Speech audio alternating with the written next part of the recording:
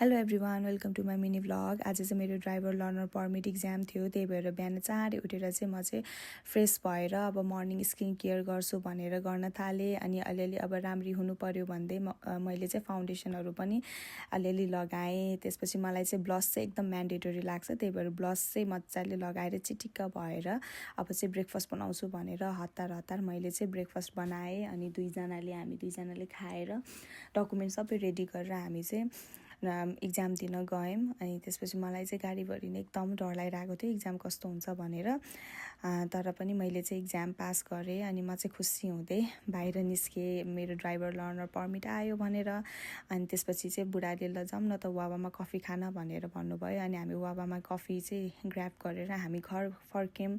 अनि मेरो फेरि 3 बजे BLS CPR ट्रेनिङ थियो। अनि त्यही भएर हामी चाहिँ हतार घरमा चाहिँ खाना खाएर फेरि BLS ट्रेनिङको लागि आएँ। अनि त्यसपछि चाहिँ मजाले यहाँ ट्रेनिङ चाहिँ मजाले सिकाइराख्नु भएको थियो। BLS ट्रेनिङ राम्रो भयो, फ्रुटफुल भयो। 2.5 आवरको ट्रेनिङ थियो। मेरो बुढा चाहिँ 2.5 आवर नै मलाई कुरेर बस्नु भएको रहेछ। अनि त्यसपछि चाहिँ ट्रेनिङ सकाएर घर फर्किँदै रात पर्यो। आजको दिन चाहिँ यस्तै भयो। By by.